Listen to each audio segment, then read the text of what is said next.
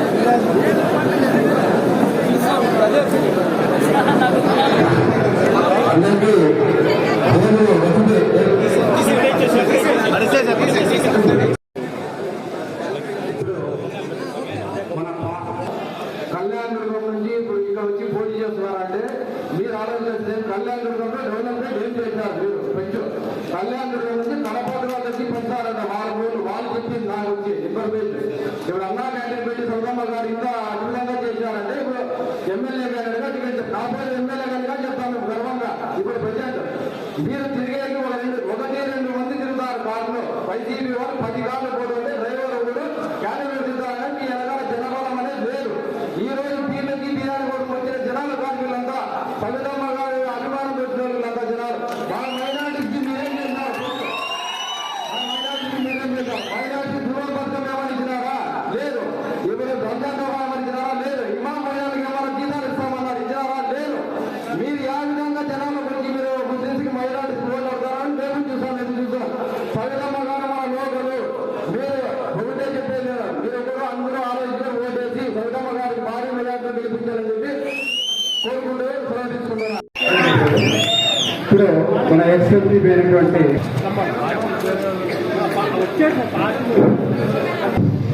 మరి మనందరికీ తెలుసు మన రాష్ట్రంలో ఒక అరాచక పాలన కొనసాగుతుంది. మరి ఇదే సమయంలో 5 ఏళ్ళ వెనకాల ఒక్క ఛాన్స్ అని అడిగితే ప్రజలు కూడా పాపడు ఒక ఛాన్స్ ఇస్తే మన రాష్ట్రాన్ని సర్వనాశనం చేశారు. ఏం చేశారంటే కరెంటు బిల్లులు పెంచారు, ఆర్టీసీ ఛార్జీలు పెంచారు, నిత్యావసర సరక ధరలు పెంచారు, పెట్రోల్ డీజిల్ ధరలు పెంచారు. మరి ముఖ్యంగా మద్యపానం నిషేధం అన్నారు.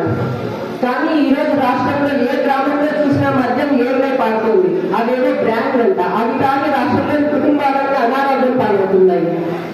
మరి మన ఆంధ్రప్రదేశ్ రాజధాని యువతకు ఉద్యోగాలు గురించి అనుకుంటే ఇప్పుడున్న ఉద్యోగాలకు కనీసం నెలకు వస్తే జీతం కూడా ఇచ్చే పరిస్థితుల్లో లేదు. మరి సిపిఎస్ రద్దు అన్నారు, దాని గురించి అటకెక్కించేశారు. ఇలాంటివి చెప్పుకుంటూ పోతే మన జగనన్న ఎన్నో చేసిందేవి ఎన్నో అరాచకాలు ఉన్నాయి. కాబట్టి ఈ సైట్లో వెళ్ళాలి అంటే మన తెలుగుదేశం పార్టీని మనం గెలిపించుకోవాలి. మరి ఇంకో విషయం, మన మండలం పక్కన చిన్నమత్తూరు మండలంలో వీరాపురం అనే గ్రామం ఉంది. అక్కడికి 2 పక్షులు వస్తుంటాయి. అవేమి అంటే వలస పక్షులు. సంవత్సరానికి ఒకసారి వస్తాయి, కొన్ని నెలల నుండి వెళ్తాయి. ఆ విధంగా అయింది ఈ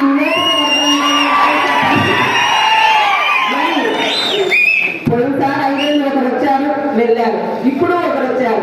మరి వారి నియోజకవర్గంలో చేసిన అభివృద్ధి చాలా మంది కథలుగా చెప్పుకుంటున్నారు. మరి ఎలా ఉండాలి నాయకులు అంటే మనకి ఏదైనా కష్టం వస్తే అర్ధరాత్రైనా మనకు స్పందించే విధంగా మన కష్టాన్ని ఎదుర్కొనే విధంగా మనకు దగ్గరగా ఉండాలి మన నాయకులు. కాబట్టి ఇప్పుడు వచ్చే ఎన్నికల్లో మనలో అలాగే మన నియోజకవర్గాన్ని మనమే అభివృద్ధి చేసుకుందాం. మన గోరింట్ల మండలంలో సాగునీరు తాగునీరుతో పాటు పరిశ్రమలు కూడా రావాలంటే సైకో పోవాలి, సైకో కావాలి. జై తెలుగుదేశం. సంతోషంగా ఉంది.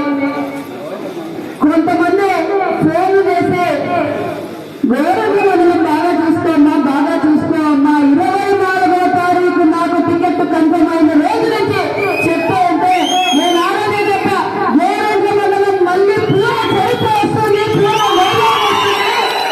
నేనేం భయపడేదేం లేదు. అక్కడ తెలుగుదేశం పార్టీ భద్రంగా ఉంది, ధైర్యంగా ఉంది, పోరాటానికి సిద్ధంగా ఉందని నేను చెప్పాను. ఈ రోజు మీరు నిరూపించారు కాబట్టి నిజంగా చాలా సంతోషం. అదే కాదు, 24వ తారీఖు నుంచి మీరు నాకు కృతజ్ఞతలు చెప్పడానికి మేము కూడా నీతోనే ఉన్నామక్క అని చెప్పి ప్రతి ఒక్కరూ నా దగ్గరకు వచ్చి సంఘీభావం తెలియజేసిన ప్రతి ఒక్క తెలుగుదేశం పార్టీ జనసేన సైనికులకు అందరికీ పేరు పేరున ధన్యవాదాలు తెలియజేసుకుంటున్నా.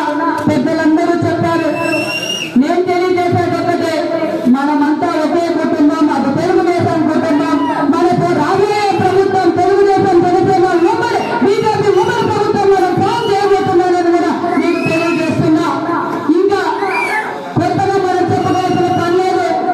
ఓటు అడిగే హక్కు ఒక తెలుగుదేశం పార్టీగా ఉందని సభాముఖంగా మీకు తెలియజేస్తున్నా. ఎందుకంటే గత ప్రభుత్వంలో ఏం చేశామో మన చంద్రబాబు నాయుడు గారు, ఇక్కడ ఎంపీ మండల్ కిషోర్ గారు, మన పార్థసారథి గారు చేసిన అభివృద్ధి తప్ప ఇది ఏదో ఈ గత 5 సంవత్సరాల అభివృద్ధి చేసిందంటే ఏమీ లేదని కూడా ఈ సభాముఖంగా మీకు తెలియజేస్తున్నా. గ్రామాల్లోకి వెళ్తుంటే ఈ రోడ్డు పార్థసారథి గారు వేశారు, ఈ కమ్యూనిటీ నెమ్మది కిషోర్ గారు కట్టారు, మేఘాబాబు గారు ఎల్ఈడి బల్బులు వేశారు.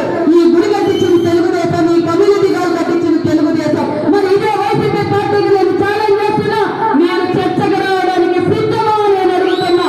దీనికి సిద్ధమా? అభివృద్ధి చేసేయాలని దానికి సిద్ధమా? మేము సిద్ధం.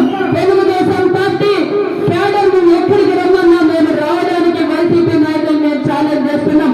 అభివృద్ధి చేసింది నేను, చేయబోయేది కూడా నేనే అని ఈ సభాముఖంగా మీకు తెలియజేస్తున్నాం. అంతేకాదు, ఎన్నో పెద్దలు అందరూ ఉన్నారు, ఎన్నో ఎలక్షన్లు చూసింటారు, ఎన్నో ప్రభుత్వాలు చూసింటారు. కానీ ఈ 5 సంవత్సరాల ఈ అరాచక పాలన మనం ఎప్పుడూ చూడలేదు. అదే విధంగా మన తెలుగుదేశం కుటుంబ సభ్యులు కూడా వైసీపీ నాయకులు బెదిరించారు, కేసులు పెట్టారు, ఎన్నో విధాలుగా మనల్ని భయప్రాంతులు చేశారు. కానీ ఎత్తిన జన్మాన్ని చింతలు దించుకున్న పోరాటం చేసిన తెలుగుదేశం పార్టీ జనసేన సైనికులకు కూడా ప్రత్యేకమైన ధన్యవాదాలు తెలియజేసుకుంటున్నా. నేను చెప్పేది ఒకటి, నాకు గ్రూప్ రాజకీయాలు లేవు. ఒకటే ఒకటి, తెలుగుదేశం పార్టీ కుటుంబ సభ్యులని ఈ సభాముఖంగా మీకు కూడా తెలియజేస్తున్నా. ఇంతేకాదు, మనం ఎన్నికలకు సిద్ధం కావాలి. చంద్రబాబు నాయుడు గారు అనేక సర్వేలు చేసి నాకు కూడా ఎక్కడో ఒక చోట భయం ఉండేది, సార్ నాకు టికెట్ ఇస్తారా లేదా అని. సర్వే చేసి సవితమ్మకు ఒక పెద్ద కుటుంబం ఉంది పెనుగొండ నియోజకవర్గంలో. సవితమ్మని వాళ్ళ సోదరి సవితమ్మని పక్క వాళ్ళే గెలిపించుకొస్తారని నమ్మకంతో చంద్రబాబు నాయుడు గారు నాకు ఆశతో టికెట్ ఇచ్చారు. నేను తెలియజేసేది ఒకటే, నన్ను మీరు ఎమ్మెల్యే చేసుకుంటారు, చేసేస్తారన్న నమ్మకం నాకుంది. మీ గ్రామాల్లో సమస్యలు ఏమున్నా మీరు డైరెక్ట్ గా నా దగ్గరికి రావచ్చు, మీరు పనులు చేసుకోవచ్చు. నాకేమి గేట్లు లేవు, గేట్లు లేవని కూడా సభాముఖంగా మీకు తెలియజేస్తున్నా.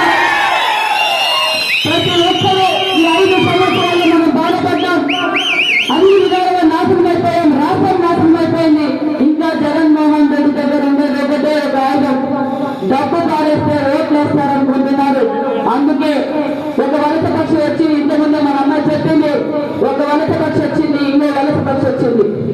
నేను సజెస్ట్ చేసేది ఒకటే, అమ్మ ఉసమ్మా, కర్ణాటకలో ఏం అభివృద్ధి చేసావో ఫస్ట్ అక్కడ చెప్పేది. నీకు ఓటేసి నీ భుజ స్పందాలను ఎత్తుకొని వైసీపీ నాయకులు జైలుకు పోయారు.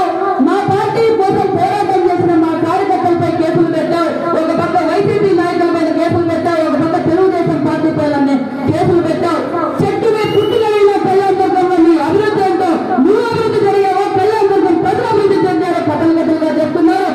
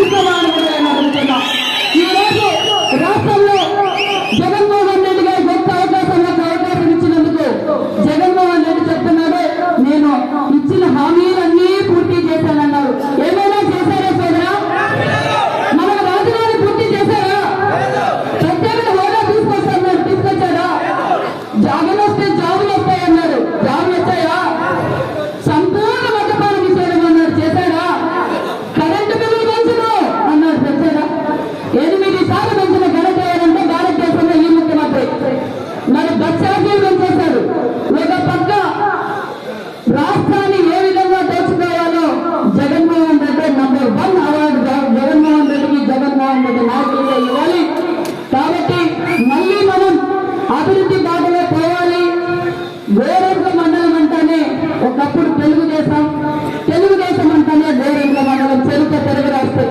మొన్న ఒక్కసారి మాత్రం ఏదో ఒక్క ఛాన్స్ జగన్ అని చెప్పి జగన్ ఇచ్చినందుకు గౌరవంగా కేకు పీసులాగా పనిచేసుకున్నారు వైసీపీ నాయకుల బాగా చెప్పండి. ఒక పక్క మంత్రి శంకరనారాయణ తమ్ముళ్ళు వాటాలు పంచుకోవడం, కేకులు పంచుకోవడం, సెటిల్మెంట్ చేయడం, దేవుని నాణ్య భూములు కూడా సాగుతున్నాయంటే మీరు లెక్కేసుకోండి. ఒక పక్క అరాచకాలు ఎక్కువైపోయినాయి.